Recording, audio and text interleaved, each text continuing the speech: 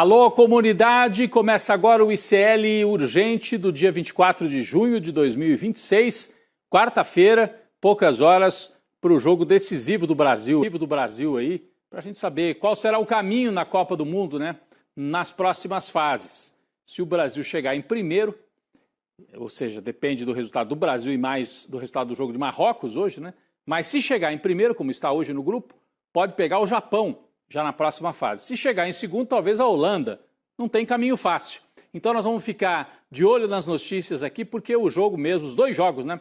Brasil e Escócia e o jogo do Marrocos, só às 7 horas da noite. Eu saúdo a todas e todos, peço para você deixar o seu joinha, o seu like no nosso canal, você que está nos acompanhando ao vivo, ou você também que está na nossa gravação, né? Porque esse programa fica aqui como um resumo do dia desta quarta-feira, na atualização das notícias, mais uma vez, na nossa redação, o Bruno Concílio. Boa tarde para você, Bruno. Boa tarde, Rodrigo. Boa tarde para você que está nos assistindo nos canais Instituto Conhecimento Liberta e Eduardo Moreira lá no YouTube. E muito boa tarde para você que está nos ouvindo nas rádios ao redor de todo o país. Não esquece de deixar o seu like nas nossas transmissões, se inscrever nos nossos canais e de ir lá na comunidade do ICL Urgente, no Papo Legal, responder a nossa enquete, que hoje é uma enquete temática do jogo do Brasil, que vai rolar logo mais. Olha só, no jogo de hoje você prefere que Neymar finalmente entre em campo, o Endrick faça o primeiro gol dele na Copa, ou o Vini Júnior siga como o grande nome da seleção? Rodrigo, eu, como palmeirense fanático, quero que o Endrick faça o primeiro gol dele na Copa, e eu vou ficar muito animado, mas e você? Eu também quero que o Endrick faça o primeiro gol dele na Copa, mesmo não sendo palmeirense, mas eu acho que fazendo ou não fazendo o primeiro gol, o Vini Júnior deve continuar sendo o comandante dessa seleção. Ele tem mostrado uma concentração, um nível de concentração, um nível técnico acima dos demais. Vamos seguir acompanhando. Boa tarde para você que mora nesse país onde a grande expectativa hoje é se o Neymar entra em campo, se vai entrar em campo com condições de jogar, se vai entrar só para cumprir tabela. Daqui a pouco vão ficar sabendo. O Ancelotti ontem na coletiva não deu muitos esclarecimentos não, né? O Carlo Ancelotti, além de falar, foi meio enrolado, ele não dá muita pista do time que vai colocar em campo. Deve ser o Ryan, né, no lugar do Rafinha, mas se o Neymar entra só no segundo tempo, que momento que vai entrar, se é que vai entrar, a gente ainda não sabe. Daqui a pouco vamos ficar sabendo, não precisa de tanta ansiedade também. Vamos para as notícias aqui do Brasil, da política, da economia no Brasil e no mundo, vamos lá? Domiciliar ou papudinha? Eis a questão. A defesa do ex-presidente Jair Bolsonaro fez um pedido ao ministro do STF, Alexandre de Moraes, para prorrogar a prisão domiciliar. Ele quer se manter na prisão home office. Você tem o Neymar no home office no futebol e o Jair Bolsonaro home office como presidiário. O privilégio temporário de cumprir a pena de 27 anos na casa dele foi concedido no mês de março porque o Jair Bolsonaro, você se lembra, estava com uma crise de soluço, problema aqui, problema acolá. O Alexandre de Moraes falou, tá bom, chega de escândalo, vai para casa, fica lá por 90 dias. Nas redes sociais, o advogado Paulo Cunha Bueno, que integra a defesa de Jair Bolsonaro, justificou o pedido de renovação da prisão domiciliar por mais 90 dias. Vamos ver o que disse o advogado? A gente está aqui com parte da argumentação do advogado Cunha Bueno. Conforme temos sustentado as condições de saúde do presidente, ex-presidente, felizmente, do ex-presidente, mas ele escreveu assim, que suportaram o deferimento do pedido anterior, têm características permanentes, não tendo se modificado no trimestre em que permaneceu em custódia domiciliar. Isso aqui é língua juridiquês, né? Se fosse sem língua de gente, é assim, meu cliente continua com problema, deixa ele em casa. O resumo é esse, da petição aí do Cunha Bueno.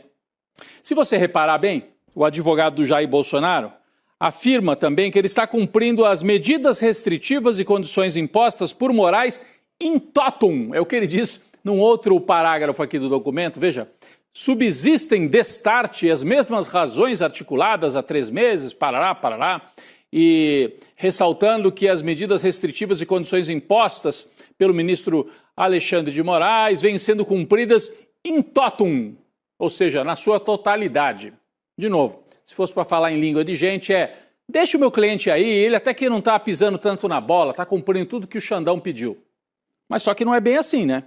Não é bem assim. Parece que a defesa esqueceu de perguntar a opinião do próprio Alexandre de Moraes, Bruno, porque o Alexandre de Moraes reparou que dessa vez o Jair Bolsonaro não pegou o ferro de cortar a solda, não tentou pular o muro, mas tinha uma arma dentro de casa? Que história é essa, Bruno? Rodrigo, parece que o Moraes ele não concorda muito com a versão da defesa do Jair e ele mandou um recado bem claro hoje. O ministro afirmou que a posse de uma arma de fogo pelo ex-presidente durante o cumprimento da prisão domiciliar humanitária pode configurar falta grave e até resultar na perda do benefício da prisão domiciliar. Com isso, o Moraes determinou que a Procuradoria-Geral da República e a defesa de Bolsonaro se manifestem em até 48 horas antes da análise sobre a eventual sanção disciplinar.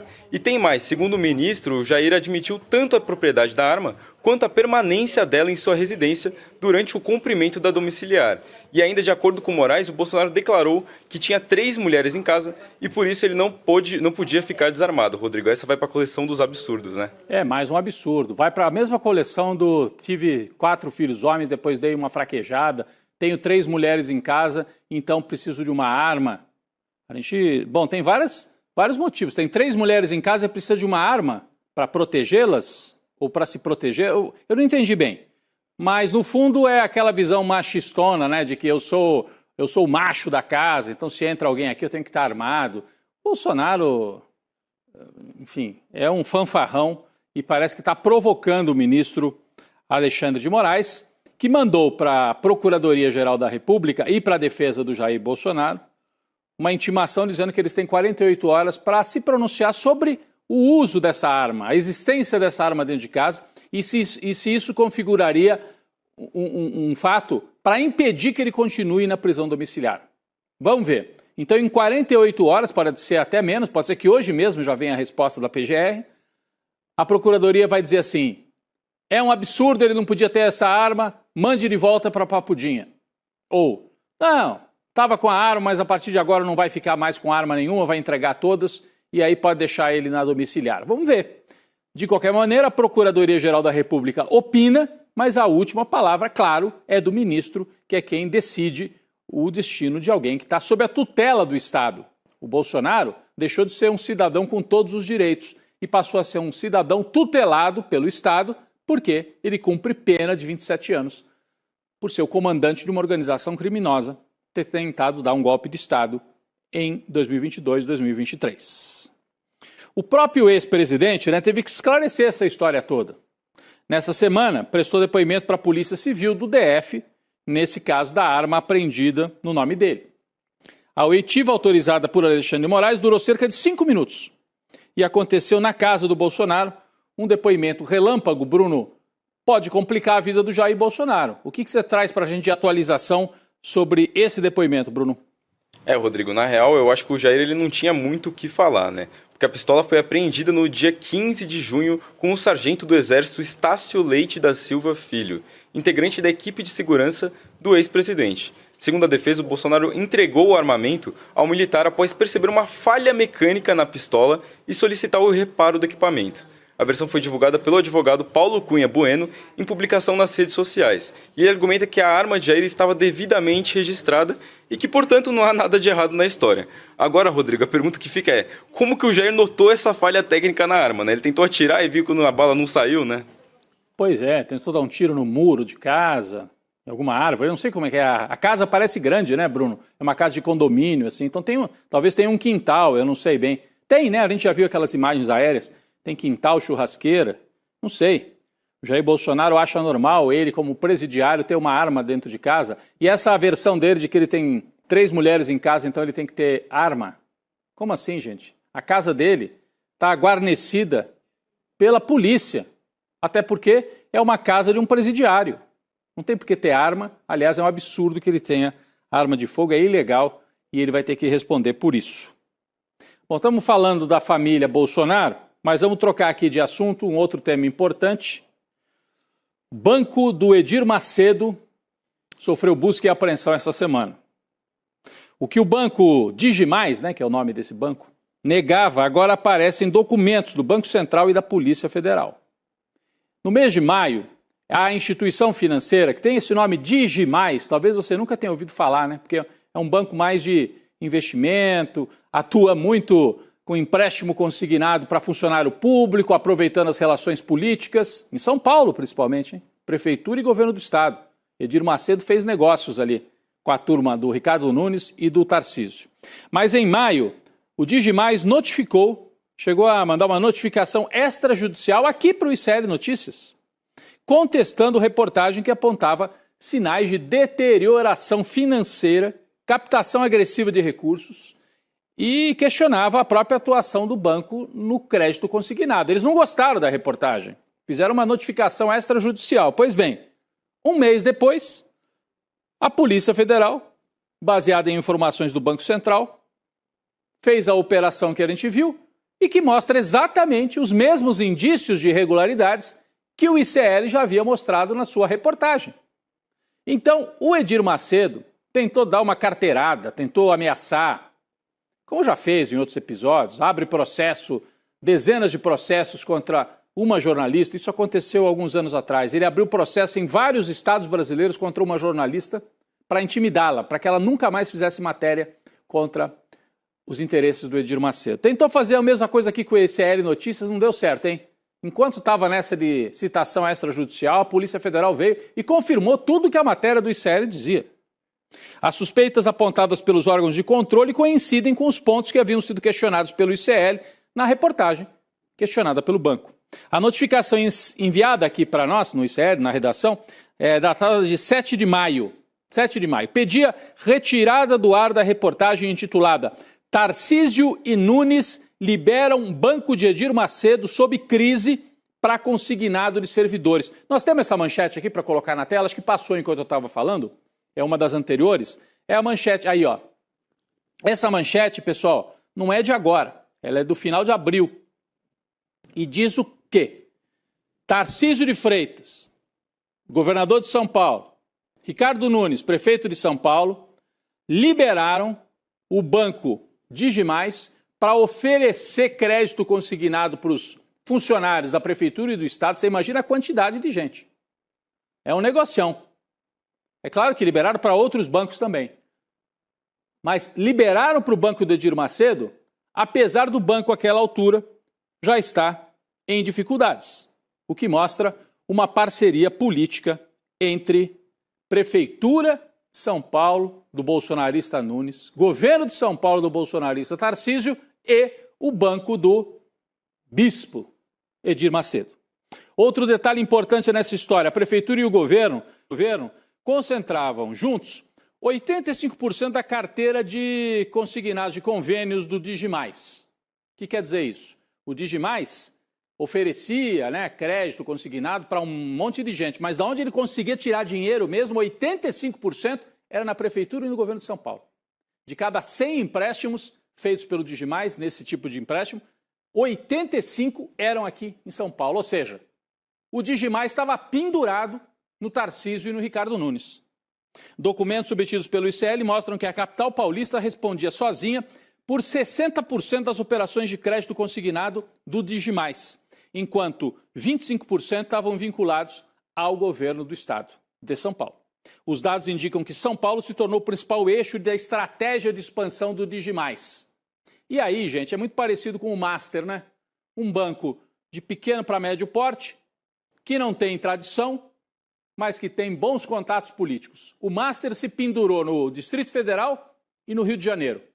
E o Edir Macedo, com o seu banco, se pendurou no governo de São Paulo e na Prefeitura de São Paulo. Na prática, a principal aposta do Digimais para crescer no mercado de consignados estava concentrada nos funcionários públicos. Então é mais uma história de crescimento privado sugando o Estado. Nesse caso, não o Estado como um todo, mas os funcionários do Estado de São Paulo e os funcionários da Prefeitura de São Paulo. Vamos seguir acompanhando essa história importante do banco do Edir Macedo. O ICL está de olho já desde abril, né? Tentaram até tirar do ar, depois vem a ação da Polícia Federal e confirma tudo. Bom, vamos sair do Digimais e vamos para o caso do Banco Master, do Daniel Vorcaro. Sai Edir Macedo, entra Daniel Vorcaro. O líder do governo no Senado, Jacques Wagner, chega hoje a Brasília com uma missão em mente. Tentar convencer o presidente Lula a mantê-lo na liderança do governo no Senado. Pelo menos até o início do recesso em 19 de julho. O Wagner está tentando ganhar tempo. Muita gente disse para ele, sai, se defende fora do cargo. E ele está resistindo, está agarrado na cadeira, pode levar essa crise a crescer no entorno de Lula. É uma missão talvez impossível convencer o Lula de que tudo bem ele ir ficando aí. É grave a situação. O Bruno tem atualizações sobre isso também da nossa redação. Bruno, por favor. Rodrigo, vai depender muito da capacidade do Wagner de dialogar, né? Em conversas com aliados, o ex-governador da Bahia diz ser inocente das acusações e argumenta que não haveria justificativa para pedir a licença da liderança neste momento. Ele também afirma que seu afastamento do cargo abala o palanque de Lula na Bahia, estado estratégico na campanha de reeleição. Do outro lado, no Palácio do Planalto, a expectativa é de que Jacques Wagner dificilmente vai continuar no posto após o desgaste político provocado pela operação da Polícia Federal. O próprio Jacques Wagner também não se ajuda. Antes do encontro com o Lula, está prevista uma conversa entre o Wagner e o presidente do Senado, o Davi Alcolumbre, para agradecer o apoio que ele recebeu após a operação, Rodrigo. Pois é, e também o bastidor, Bruno. O Wagner vai agradecer ao Alcolumbre, que é o principal rival, adversário hoje do Lula, né? Impediu a nomeação do Messias, e o Wagner vai, antes de falar com o Lula, falar com o Alcolumbre. E nos bastidores tem a informação de que o PT da Bahia, especialmente o Jacques Wagner, está chateado com o PT de São Paulo, o PT de outros estados, que não teria sido solidário com o Jacques Wagner num momento tão complicado, sendo que a Bahia sempre tem um papel importante nas eleições do Lula. Então tem essa disputa e essa cobrança nos bastidores, na linha de vão largar o Jacques Wagner nesse momento, abandoná-lo? Tem uma mágoa aí no ar e um pedido para que o Lula segure o Jacques Wagner durante mais algumas semanas para ele tentar provar que é inocente nessa história envolvendo o Banco Master. Bom, um rombo bilionário não se resolve do dia para a noite.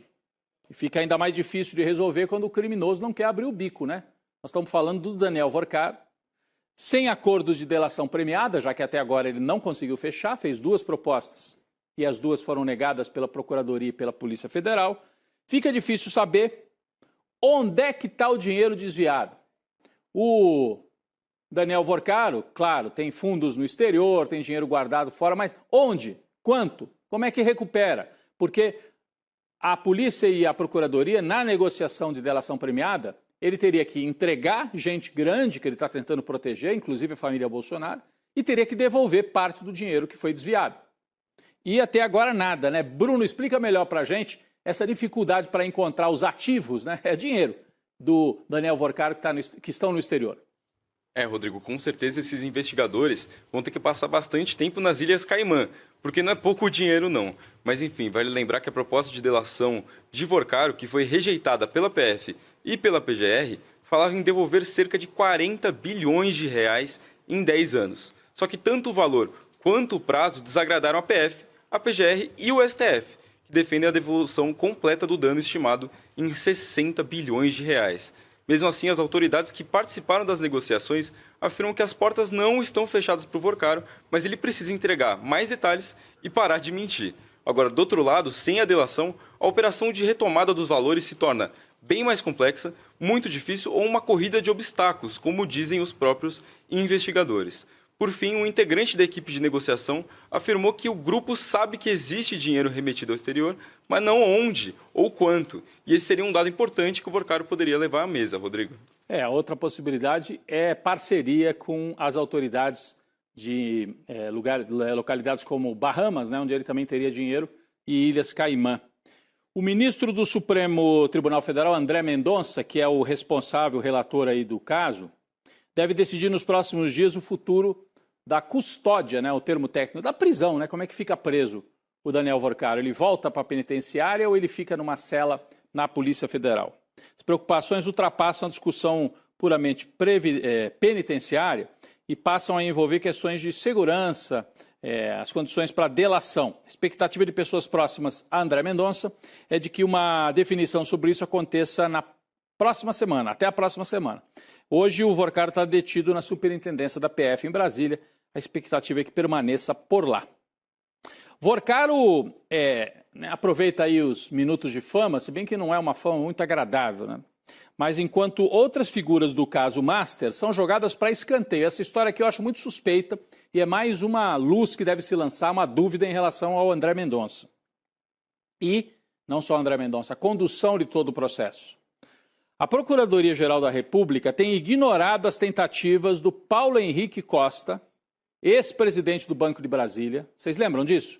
O Vorcaro tentou se pendurar no Banco de Brasília, estatal, Banco do Distrito Federal, para salvar o Master. E o Paulo Henrique Costa era o presidente do banco. Ele está querendo fazer a delação. Olha ele aí na tela. Só que a Procuradoria está fingindo que não, assobiando. Não precisa. É estranho, hein, gente? Ele está reclamando demais. Em petição protocolada no último dia 12 de junho, e sob análise de Mendonça, a defesa de Paulo Henrique sustenta que ele participou de reunião formal para discutir a colaboração premiada e simplesmente não teve qualquer retorno. Uma das pessoas que ele poderia entregar, o ex-governador Ibanez, que é super articulado no Supremo Tribunal Federal. Me dá a impressão que ele quer fazer a delação e a turma, não precisa. Pô, vai entregar o Ibanez? Amigo de tanta gente no meio judicial? Né? A mesma coisa o Vorcaro. Por que será que não aceitam, a negociação está travando, tem interesses políticos? Quem é que está sendo protegido? Porque a gente fez a crítica aqui do Dias Toffoli como relator e tinha que fazer mesmo, porque ele tinha relações próximas, parece, com o Vorcaro. Mas e o André Mendonça, como relator? Está protegendo quem? Por que não tem investigação sobre o Flávio Bolsonaro até agora? E por que a Procuradoria não deixa o Paulo Henrique Costa fazer uma delação contra o Ibanez e outras autoridades do Distrito Federal? É impressionante. Esse caso tem que ser acompanhado e a gente tem que cobrar. Vamos para o noticiário internacional? Tudo indica que a extrema-direita vai comandar 2 países importantíssimos aqui nas fronteiras com o Brasil. Vamos começar pela situação peruana. Você acompanhou aqui uma apuração que foi voto a voto. O Roberto Sanches, de esquerda, chegou a passar a Keiko Fujimori, mas quando entraram os votos do exterior, a Keiko passou de novo. E agora recontagem, e mesmo assim ela se mantém 40 mil votos na frente. Com 99,8% das urnas apuradas e apuradas de novo, é irreversível. 40 mil votos de vantagem e o Roberto Sanches não vai conseguir reverter, a não ser que anule urnas que vieram do exterior, porque há suspeita de fraude pesada. E há um caso inusitado. A Keiko Fujimori perdeu a eleição dos eleitores que moram no Peru e vai ganhar com o voto de peruanos que moram no exterior. Porque no exterior ela ganhou na proporção de 2-1. Então ela está ganhando com a turma que nem mora no Peru e há uma denúncia por parte de Roberto Sanches de que teria havido fraude em parte dessa votação ocorrida dentro de consulados na Argentina e nos Estados Unidos. Vamos ver, né? Se foi uma operação fraudulenta, ele vai tentar contestar, mas a Fujimori é a presidenta, até agora, pelo menos, pela apuração, confirmada por uma diferença de 40 mil votos, 0,1%. Na quarta tentativa, a extremista de direita Keiko Fujimori ganha a eleição no Peru. E a gente tem também vitória da extrema-direita na Colômbia. Então saímos do Peru e vamos para outro país aqui ao lado. O Iván Cepeda, candidato da esquerda, admitiu hoje, reconheceu a derrota dele no segundo turno, também por uma margem muito pequena, menos de 1% dos votos. Num primeiro momento tinha a pré-contagem dos votos, dando vitória para o Abelardo de la Espriella, que era o oponente do Cepeda desse que está na tela, e o Espriella é esse outro, ó, com esse chapéu e a camisa amarela da Colômbia. Esse aqui, a gente pode dizer que é um candidato do fascismo, que defende a violência, né? Defende a pancadaria, e o país está rachado ao meio, mas o Cepeda, o Iván Cepeda, com responsabilidade, dizendo, olha, por tudo que a gente tem até agora na mão, a apuração foi feita, a recontagem feita, escrutínio, e eu reconheço que perdi por uma margem mínima, represento metade do país, diz o Cepeda, mas o Espriella ganhou.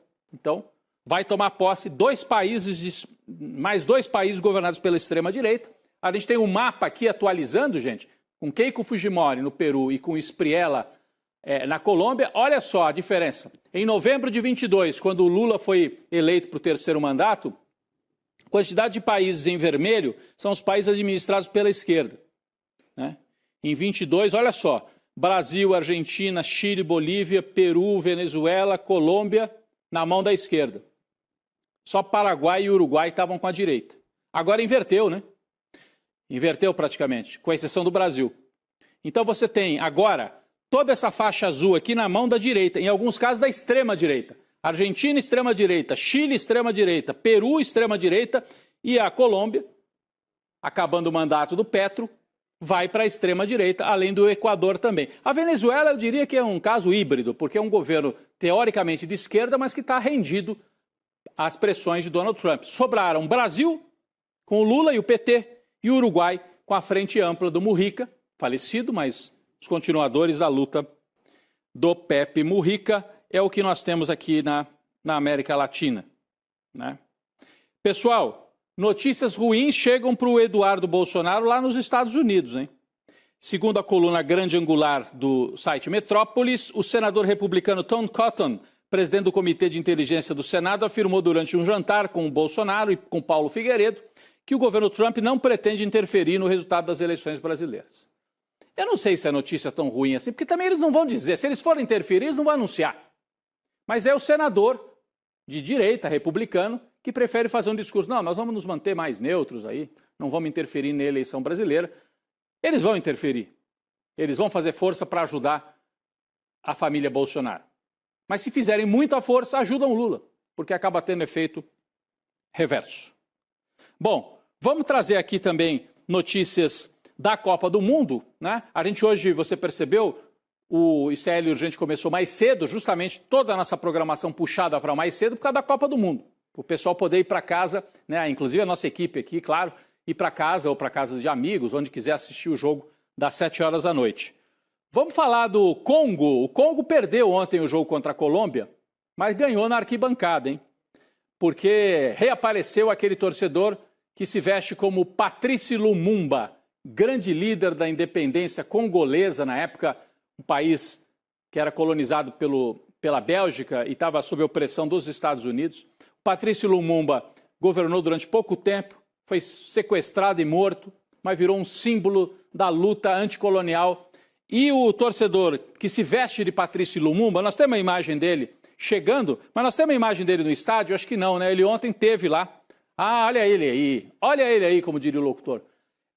Apareceu sim no jogo, esteve na arquibancada para acompanhar.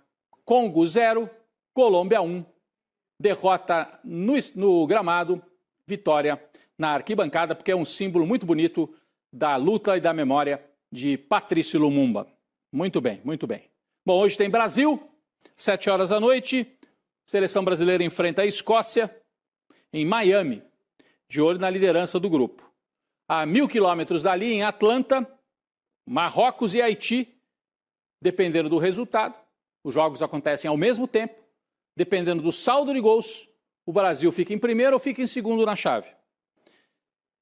Mesmo ganhando da Escócia, se o Marrocos der uma goleada muito grande no Haiti, Marrocos pode passar o Brasil e ficar em primeiro. E aí muda toda a sequência da Copa do Mundo para o Brasil.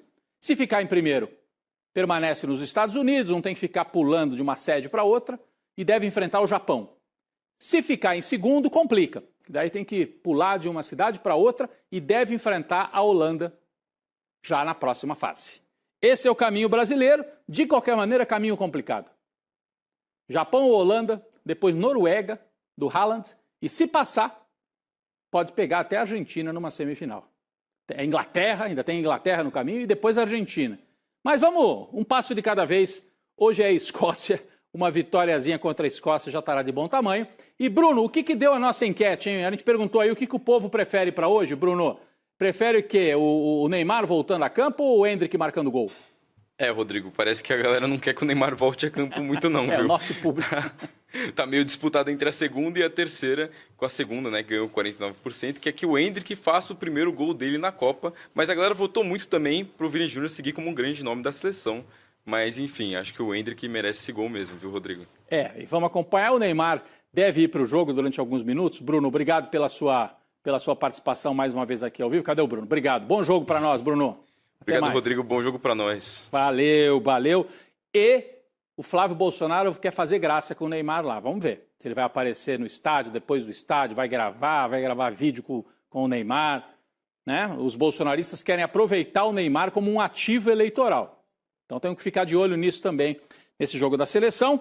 E eu deixo aqui, antes da gente passar para o N2, mais uma vez o convite para você se inscrever e acompanhar no domingo, dia 28, às 8 horas da noite, Orçamento Secreto, uma superprodução da equipe do ICL, nossos repórteres, editores, produtores, fizeram um especial para você entender o caminho do desvio das emendas parlamentares, o Orçamento Secreto. Domingo, 8 horas da noite. Você se inscreve aqui, ó, em iclurgente.com.br, põe o seu nome no campo que vai aparecer ali, ou pelo QR Code também, se você preferir, QR Code. Põe o celular, abre o QR Code ali e você se inscreve. Domingo, 8 da noite, Orçamento Secreto. Fica o convite para você. Bom jogo para todos nós. Amanhã estamos de volta com o ICL Urgente. E daqui a pouco segue aí o N2 com a Roberta Garcia, o Chico Sá e toda a nossa equipe. Até mais, gente. 2 dias antes da prisão do banqueiro, Flávio Bolsonaro tentou tirar dele 134 milhões de reais. Aqui, os carros chegavam 2 de cada vez para trocar sacos de dinheiro. Você dá da liberdade, Daniel, de a gente te cobrar, eu fico sem graça de ficar te cobrando, tá? Mas sim. Quem é essa produtora GoUp? Quem são os sócios do projeto e os produtores reais? Estamos em Ipojuca, em busca de respostas. Nenhuma placa, nenhum funcionário. Segundo os vizinhos, nunca houve empresa aqui. A Caixa Preta está sendo aberta. Eu descobri essa história, eu descobri essas emendas. Estou apurando sobre as denúncias de corrupção envolvendo a cidade. Que é isso? 4 milhões nessa brincadeira, enquanto aí tem gente sem saneamento básico, tem rua esburacada. No Brasil das emendas parlamentares, também se mata por dinheiro. E para calar quem sabe demais.